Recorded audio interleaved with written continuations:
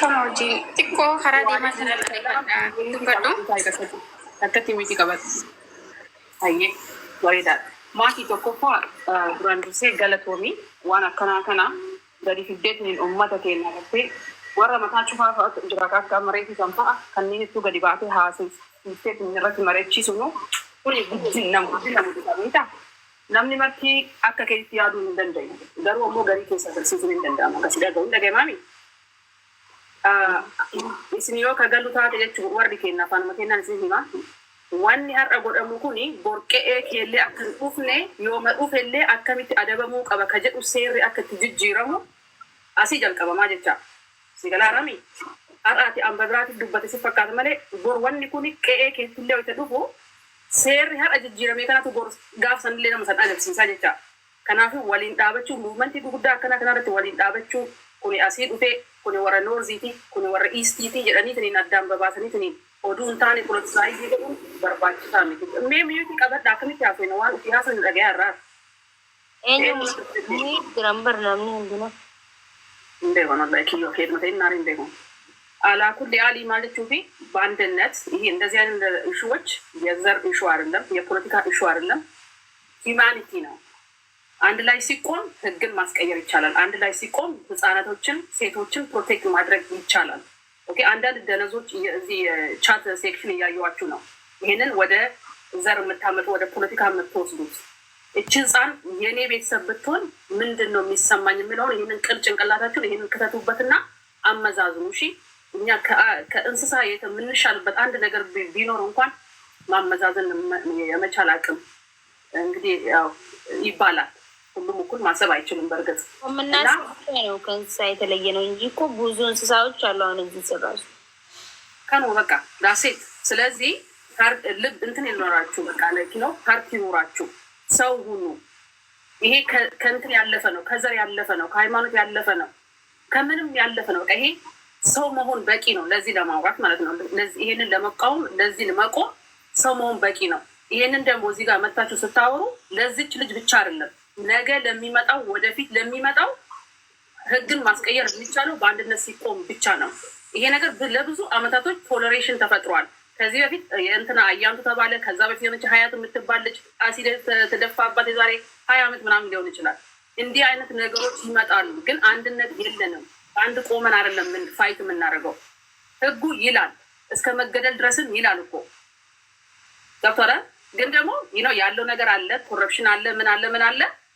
በአንድነት ስንመጣ ግን እዚህ ጋር እንትን ስንል ስንቆም ልናስቀይር እንችላለን። አማቦ ብሎክ ሲጎዳ ኮዋና ከናብር ይዘዝለ ያ በልግና ከናለ ዳባ ይጆለን ከናዋን ራንጌ ገምደለጊና ነማ ከናቱ አረብ ሰዋይ ኦሮሞ አረብካነ ሲንጃብረት ሙትላል ከናቱ ኦሮሞ አረብ ሰዘለ ደሜቹ አከናማ ዋቢ ጋፋ ኦሮሞ ቱምቱ ነማ ሰገሌን ተይኒቱ አማ ዘለ ደሜ ጋፋ ነምኒ ኢልሞ ዳይማ ራዱበቱ ዘለ ደሜ ከይሳቡ ኢልሚ ጆለን ዲራ ሙጫሰን ገራገሩ ማንቀብ ደነማ ዘለ ደምተኒ ይስተከተከ ነሙማን ስንቱ አደጋሙ Fakiin kun ilmoo teessanii haata'u yoo jenne garuu abaarsanii fudhatan.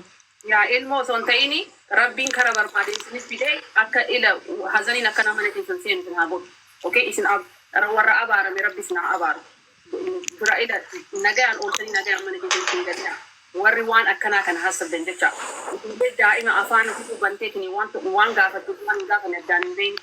Mee imagine daa'ima mana keessa jiru kan haati dalagaa jiru. May haadha san luka bakka kophee isii keessaa mee laala. He in her shoes mee daqiiqaa takka. Isin dalagaa ooltee waa dalagee galetee intoota namee waan nagatii gatee maaki ijoollee qabna. Warri ijoollee hin qabne ammoo faamilii qabdanii obboleeyyan qabdanii nama ho'iima qabdan adda keessan dhalattan. Kanaafuu akkasitti of bakka san kaayaatiin sabaa kara biraa irraa bayaa ijoolleen keenya keessatti naman aarsinaa waan akkanarratti. Kanuma bakka makiyaati haasofis. Hayyee galatoomii namni biraatti fufaa yaada keessan okkeetis kanatti jirta. Salaamu alaikum warahmatullahi wabarakatuh. Nagaa walte. Haal takka dubbachuu danda'a. Yaada akkanaa nama qabdu fakkaatu fi ammas yaarkii nama yaada akkanaa qabu natti fakkaatu. dhugaa rabbi yaada kanaa ni qabda jeetu yaadee nama bal'istee yaaddunatti fakkaatu turte. Nam tokko sammuu bal'isanii yaadan qabaachuu qabdan okay? Sammuu jechuun bal'istanii yaadan. Duraan bal'isa sammuu isa xiqqaattee sinama miidhila. Dhugaa rabbi. Akka yeroo tokko dubbachuu hin danda'a. Yaa hin danda'u. Hayyee akkam nagaa bultan. Nagaa. Zarraa jechi namni tokko haaluma yeroo haaluma waan adda addaa ilaalee zarrinyannati maarree kan jedhamu miti bakka kanatti daa'imti kuni yeroo namni itti hubatee ilaale daa'imti kun daa'ima keenyadha. Waan namatti fidaniiti. Amaara Oromoo kan jedhanii miti daa'imni kun daa'ima keenyadha. Oduu daa'ima kiyya taate jedhee ilaaluu qaba abbaan. Oromoon akkas jedha Amaaraan akkas jedha waliin jedhu kuni.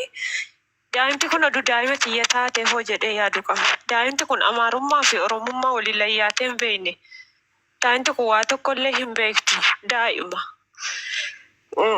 Nam tokko haalatti dhufeen haasa'uu danda'a. Haala barbaadeen dubbachuu danda'a. Garuu namicha kanaaf irmijaan kana kan hin jedhamne kennamuufi qaba. Kana kan hin jedhamne.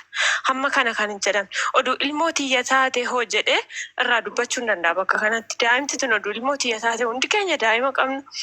Baay'inaan baay'ee ijoolleen biyya alaa hojjennu kun daa'ima keenya gannee dhufne.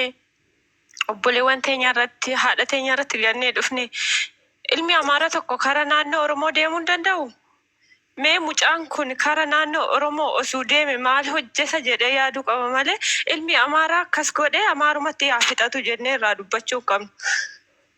Namichi sun akka yeroo biraatti deebi'ee waa hedduu tokko hin raawwannetti hirmijaan irratti fudhatamuu qaba namicha kanaaf. Even murtee du'aatillee akkanatti. Waa'ee namichaa qabaadha bakka. Murteen du'aa kana dura murteen du'aa akka matsaafni keenya jedhutti murtee du'aa nama tokkoof nama ajjeeseef murtee du'aa kennaan jedhu. Garuu inni yoo du'ellee isaaf boqonnaadha. Hin boqota. Inni isaaf shaggaadha duuti. Garuu akka du'uu miti jireenyaan akka inni of laalu billitiin isaa inni ittiin daa'ima tana daffare sun muramee daa'ima madaa daa'ima sanii boo'icha daa'ima sanii gaafin harkaan qabatu kan isa fuulduratti boo'ichisan idmee isaa guutuu yaaduu qaba daa'ima tana. Yaadachuu qaba. Madaa isaa irratti ilaalee daa'ima tana yaadachuu qaba. Dhaabatee du'e yaaduu yoo jenne du'e inni boqota. Garuu tokkos najjeesu maarreenan du'edha isa duuba ka'ee akkas gochuu danda'a. Akka isaatitti taa'ee umurii isaa guutuu madaa ofirratti ilaaluu qaba namichi kun.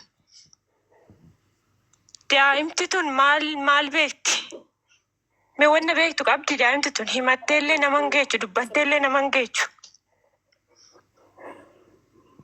Yaa galatoomee. Thank you. Haye. Eenyu jira nama hundi dubbattanii? Dubbadha takka dhiifama wajjinii. Maakii duraan dursee si galateeffachuu barbaada wanni kun. Salaamu alaikum. Irraa dubbachuu keetii fi maaliif dhimma kun dhimma kenna mara dhimma nu hundinuu irraa dubbachuu qabnu jechuudha. Namni maatii obboleeyyan hin qabne hin jiru jechuudha. Ilmoo argatuu baatullee. Ijoollee obboleeyyanii xiqqishuu irratti waan hagasii raawwatuun xiqqoo miti obboleeyyan ofiitti irratti waan malee arguun namni biraa akka malee godhe hagam akka nama dhukkubsu hundi keenya yoo achirratti ilaaluu qabna jechuudha. Baga ta'e maal ta'e akkasii jechuu kana dhiisnee jechuudha. Kuni cubbuudha. Amma dhugaa biyyummatti Itoophiyaa saniifuu cubbuudha. Daa'ima waa hin beekne waan takka hin beekne dhiigni isii akkasitti dhangala'uun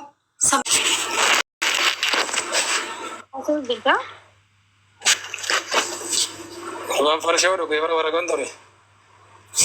Nama follaalee. Haatu ifollaaltee jirtaa hoo gabbu ifiifuu ifollaaltee jirta. Ifiifuu nama farshoo dhugee fakkaatta gizee haasooyitu. Masaree. Okay, dubbadhu. Salaam alaikum. Waalaikum salaam warahmatullahi wabarakatuh. Asirratti jechoota nama tokko jala hin ilaalini kun waa'ee sabummaa yookiin waa'ee amantaa osoo hin taane waa'ee dubartootaa fi haadholiiti kan ilaallatu. Yoo sagalee ta'uu barbaadan sagalee ta'uu warri hin barbaanne mirga keessaniin isaa dirqama qabdanii ሰው kun ይሄ የብሔር ጉዳይ አይደለም። እኔ በጣም ነው የተሰማኝ ሴት ስለሆንኩኝ ሴትነቴን ነው የጠላሁት። ቢኮዝ ፍትህ ማግኘት አለባት እቺ ልጅ። ሁላችንም ድምፅ ልንሆን እንገባል። ስለዚህ ሁንዲ ኬሰኑ ሰገሌ ተአፊ ijoolleen biyyoota garaagaraa irra jirtan ammoo ijoollee keessan bakka jiran quba qabaadhaa dubbisaa hordofaa. Keessattuu ijoolleen biyyoota ambaa jirtan warri ilmoo qabdan sagalee ta'a mucattii kanaaf. Utuu kiyya ta'ee utuu kan keessan ta'ee maaltu nutti dhaga'ama. Biyya namaa keessa teennee ilmaan keenya biyyatti dhiisnee biyyaa bahuu dandeenya.